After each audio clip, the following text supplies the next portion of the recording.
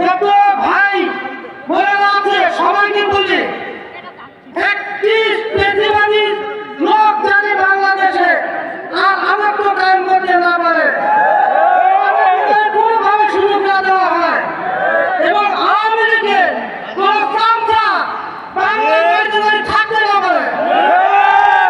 সবার কাছে আমার একটাই অনুরোধ, হাটে ঘাটে বাজারে অলিতে গলিতে আওয়ামী লীগের যদি কোনো চালা দেখা যায় তাদেরকে ধরে সাত সাত হারে হত্যা করা হোক।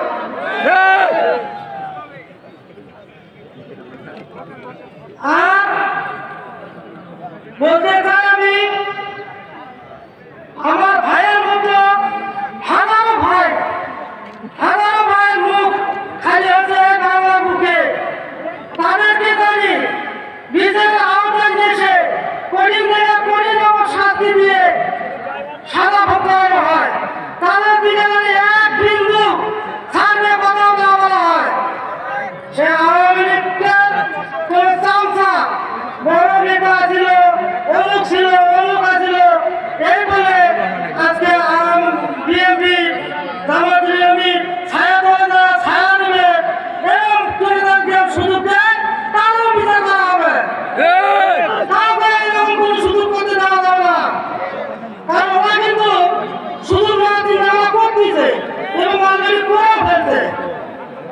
এমন সুযোগ নিচ্ছে যে আমাদেরকে তো বাংলাদেশে থাকতে হবে, সেক্ষেত্রে জামাত ইসলাম বিএনপির ছায়া দলে দেওয়া গাও আরাম দিচ্ছে, এই সুযোগটা তাদেরকে দেওয়া যাবে না।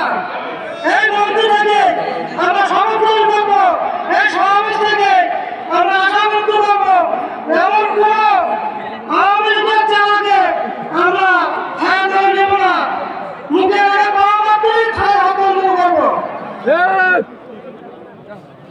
এবং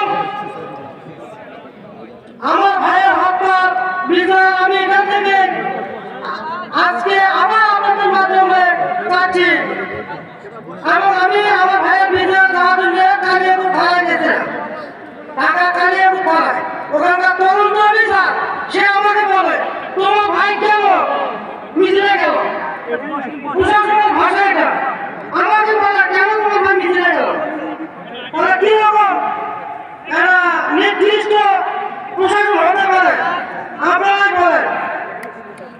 তারপর যখন মামলা নিল রিটার্নিং আছে, সে আমাকে ফোন করে বলে অমুক আসামি নাম ঘুরে আসতে হবে, চিন্তা করো তারা আমরা কি স্বাধীনতা পেয়ে স্বাধীন হয়েছি?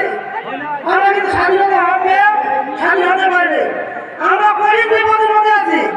আমি চাই ছাত্র ভাইয়েরা, জামাত ইসলামী ভাইয়েরা